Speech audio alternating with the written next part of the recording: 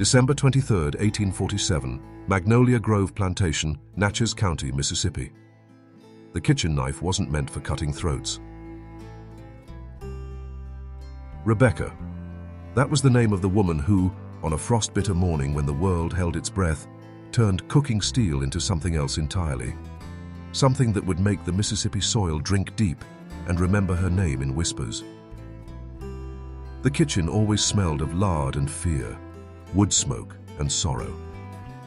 Rebecca's hands, scarred from grease burns and rope cuts, moved through the pre-dawn darkness like they belonged to someone else. 26 years old, with shoulders that had carried water buckets since she was 8, with eyes that had seen children sold away like livestock. Her back bore the crosshatch pattern of Master Jonathan Whitmore's discipline. Her heart bore something deeper. She was trained to cook, forced to serve, expected to smile while her own children were torn from her arms and sold downriver. But that December morning, Rebecca had other plans. Plans that involved the Whitmore family. Plans that involved Martha Whitmore, the mistress who had personally selected which of Rebecca's babies would be sold. Plans that involved little James, Mary, and Thomas Whitmore, children who would never grow old enough to own slaves of their own. Samuel, Maria, little Joseph. Those were the names Rebecca whispered as she sharpened the kitchen knife against the whetstone. Her children, her babies. Sold to pay for Martha Whitmore's new piano. Sold to buy Christmas presents for white children who would wake up to toys while Rebecca woke up to emptiness. This is the true story of Rebecca, who decided that some debts can only be paid in blood and some silences can only be broken with screams. Before we continue with the video, drop a comment telling us where you're from and what time it is over there. And don't forget to subscribe to the channel. The Magnolia Grove kitchen existed in permanent twilight even when the sun blazed overhead. Heavy wooden shutters kept out most light, leaving Rebecca to work by the amber glow of oil lamps that cast dancing shadows on whitewashed walls. The air hung thick with bacon grease, molasses, and the metallic tang of well water drawn from a cistern that never quite tasted clean. Rebecca's day began at 4 in the morning, every morning for 18 years. Her feet, bare and calloused, knew every loose floorboard in the kitchen house. She could navigate the space in complete darkness, hands finding the cornmeal, the salt pork, the cast iron pans that weighed more than some children. Her movements were practiced, efficient, silent. The Whitmores prided themselves on having the quietest cook in Natchez County. They had no idea how much Rebecca listened while she stayed silent. Master Jonathan Whitmore inherited Magnolia Grove from his father, along with 37 human beings and a taste for brutality that seemed to sharpen with age. Tall, pale, with thin lips that never smiled at anything darker than cream, he conducted plantation business from a mahogany desk imported from Charleston. His wife Martha, plump and pink-cheeked, spent her mornings directing household slaves and her afternoons planning social gatherings where she could display her husband's prosperity. The Whitmore children moved through the big house like small tyrants in training. James, 10 years old, already carried a riding crop and used it on anyone within reach. Mary, 8, had perfected her mother's talent for casual cruelty, ordering slave children to fetch her dropped handkerchiefs or stand perfectly still while she practiced braiding on their hair. Thomas, only 6, mostly watched and learned, storing away lessons in hierarchy that would serve him well if he lived long enough, each to inherit. Rebecca cooked for all of them, prepared their favorite dishes. Biscuits light as cotton for breakfast, fried chicken crispy enough to crack between their teeth, sweet potato pie that melted like butter. She watched them eat while her own children went hungry, watched them waste food while slave quarters rationed cornmeal, watched them grow fat and comfortable on labor that built their wealth and broke her back. She remembered the first time Martha Whitmore had looked at baby Samuel, Rebecca's firstborn, and declared him likely to be valuable, like he was livestock. Like his tiny fingers and perfect smile were commodities to be appraised and sold. Rebecca had been nursing him when the trader came, had to hand him over while her breasts still ached with milk meant for his mouth. The weather turned bitter that December, frost covering the ground like broken glass. Ice formed on water buckets overnight, and the kitchen fire became the only source of warmth for anyone not allowed inside the big house. Rebecca fed oak logs into the enormous hearth, banking coals that would burn steady through the night. The flames cast her shadow huge against the wall, distorting her shape into something monstrous and unfamiliar. She liked how she looked in that shadow. Bigger, dangerous, free. Rebecca had been born on Magnolia Grove, delivered by her own mother in a cabin that housed 6 families. Her earliest memory involved standing on a wooden crate to reach the kitchen counter, learning to crack eggs without breaking the yolks. Master Jonathan's father had been different, still cruel, still an owner of human beings, but distant in his cruelty, professional. He sold slaves when he needed money but didn't seem to enjoy the process. Jonathan Whitmore enjoyed everything about owning people, especially the selling. Rebecca birthed 4 children on Magnolia Grove. Samuel first, strong and healthy, walking early and talking in full sentences before, or his 2nd birthday. Maria came next, born during harvest season with lungs powerful enough to be heard across 3 cotton fields. Little Joseph arrived during the coldest winter Rebecca could remember, small and fragile but determined to live. The 4th baby, a girl Rebecca had named Hope, lived only 3 days. She buried Hope behind the slave quarters, under a dogwood tree that bloomed white every spring, the only child she got to keep. Samuel lasted until he turned 5, old enough to be useful, valuable enough to command a good price. The trader who bought him specialized in likely boys, young slaves who could be trained for housework or skilled labor. Rebecca watched her son's small hand disappear into the trader's wagon, watched his face turn back toward her until distance swallowed him completely. Maria went next. 7 years old, already showing signs of the intelligence that made house slaves valuable. Martha Whitmore had personally supervised the sale, ensuring Maria went to a family in New Orleans who appreciated quality, as if selling a child was a favor, as if tearing a mother's heart out was an act of kindness. Little Joseph lasted the longest, 9 years old when the piano money became necessary. Martha Whitmore had seen an instrument in Jackson, Mississippi that would make her parlor the envy of Natchez society. Rosewood with ivory keys, shipped directly from Boston. The price? 1 healthy slave boy, proven bloodlines, trained for kitchen work. Rebecca had trained Joseph herself, taught him to move quietly, work efficiently, avoid attention. Everything that might keep him alive, keep him close. Instead, it made him valuable, made him perfect piano payment. The morning they took Joseph, Rebecca stood in the kitchen doorway and watched her last child disappear down the same dirt road that had swallowed Samuel and Maria. She didn't cry. She just remembered. Remembered every face involved in the transaction. Remembered Martha Whitmore counting money while Joseph's wagon rolled away. Remembered the children, James, Mary, Thomas, playing in the yard like nothing had happened, because to them, nothing had. That night, Rebecca sat in the kitchen after her work was finished, staring at the knife rack mounted on the wall beside the hearth. 7 knives, different sizes, different purposes. The largest one, used for butchering hogs, could cleave through bone. The smallest, sharp as a razor, perfect for detail work. In between, knives for every kind of cutting a kitchen required. She had been cutting the wrong things. December 23rd, 1847. The day everything crystallized into perfect, cold clarity. Rebecca rose at 4 as always, but something felt different about the darkness. More complete, more final.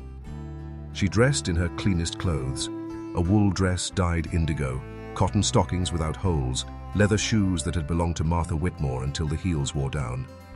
If this was her last morning, she would meet it properly dressed. The kitchen fire had burned low overnight, coals glowing like red eyes in the darkness. Rebecca fed it oak logs, stirring flames that licked upward toward the chimney. The light revealed her workspace, wooden counters scarred by 18 years of chopping, iron pots seasoned black, the knife rack that had become central to her thoughts. She prepared breakfast as always, biscuits, bacon, eggs, coffee strong enough to wake the dead.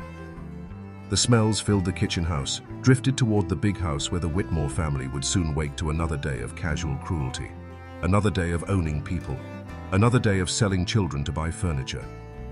But while she cooked, Rebecca also prepared something else.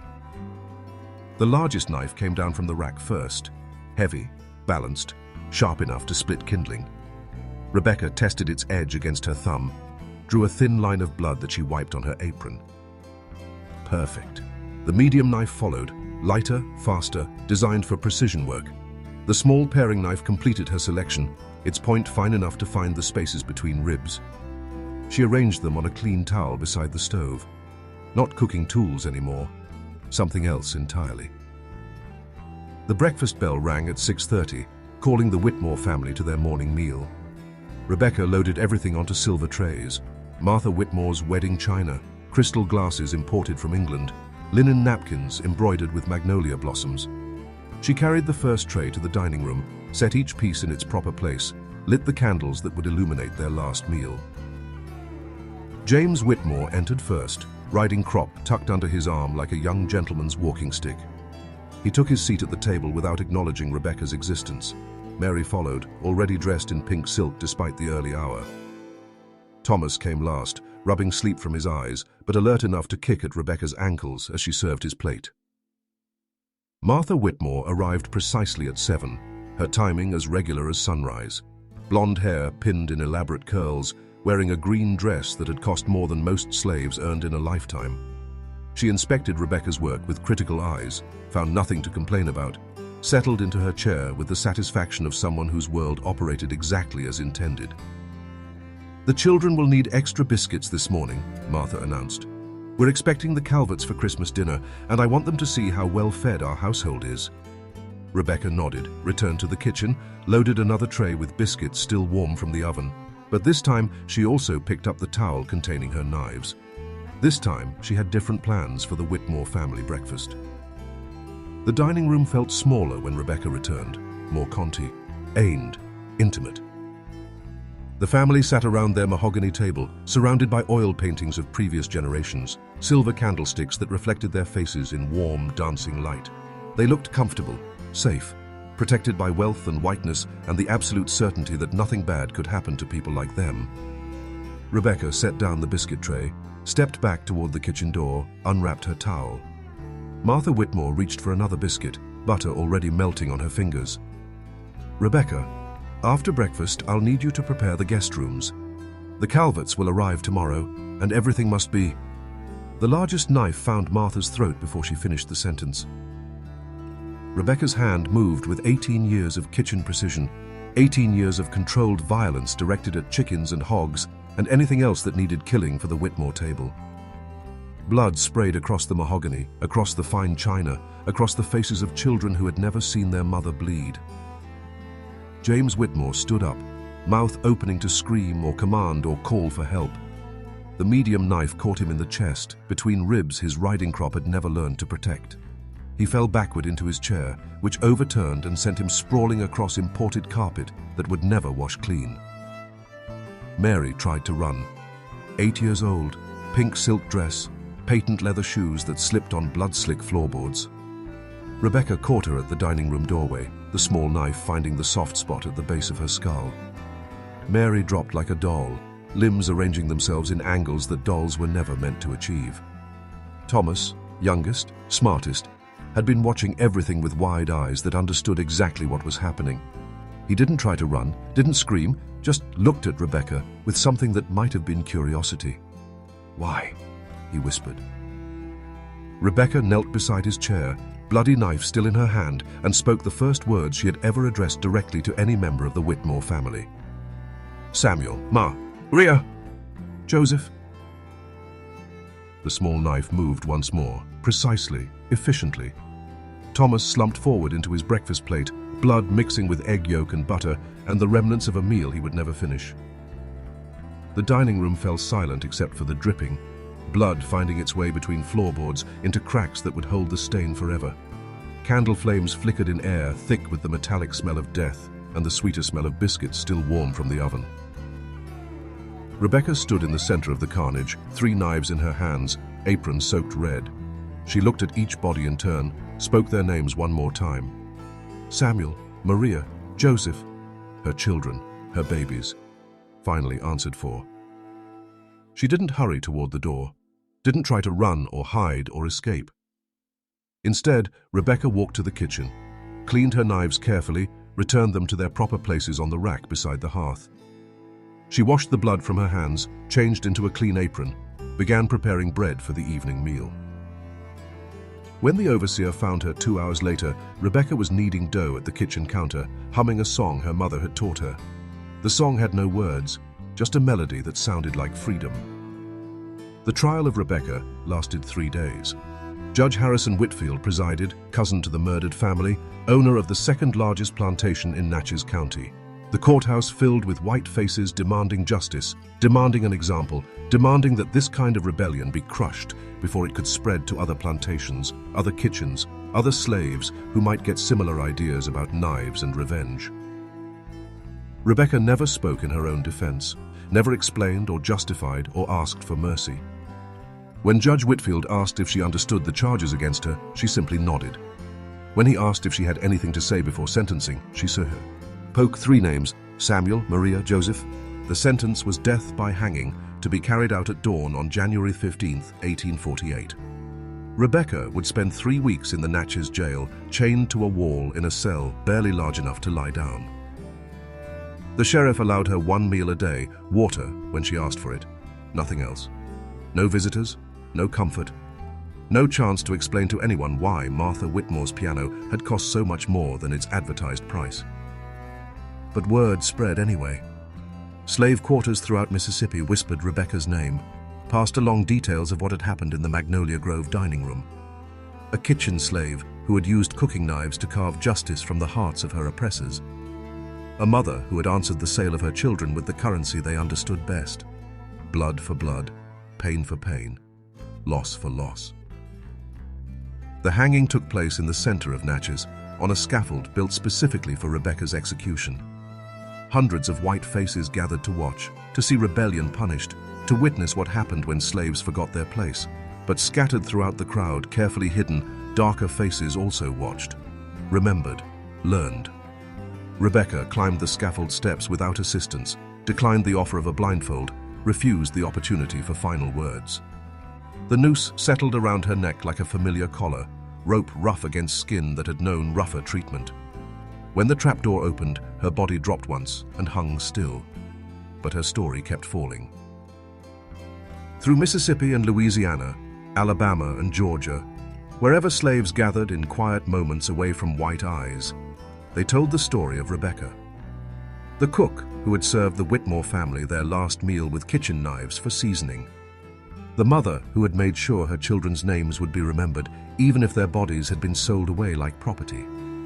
Some details changed in the telly.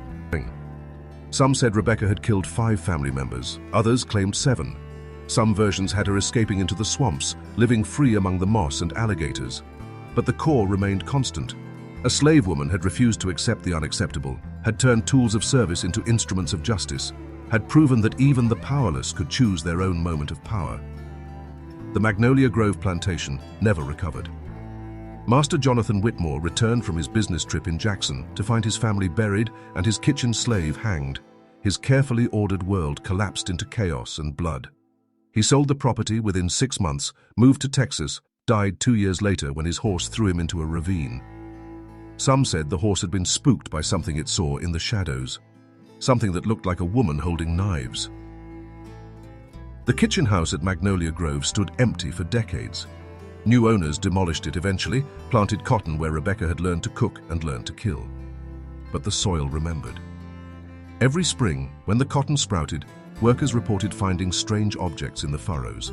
Kitchen knives, rusted but sharp, buried too deep to have been dropped recently. Too many to be coincidence. If this story disturbs you, if it makes you uncomfortable with its blood and its knives and its refusal to present suffering in comfortable packages, it's because some truths can only be told with violence. Some silences can only be broken with screams. Some debts can only be paid with the same currency that created them. Rebecca of Mississippi understood this. In a world that had stolen her children to buy furniture, she had paid the Whitmore family back with the only coin she possessed. Their lives for theirs, their blood for her tears, their screams for years of enforced silence. Subscribe and share with those who understand that. T-Justice sometimes wears an apron and carries kitchen knives. and that the most dangerous slaves were often the ones who smiled while they served your food.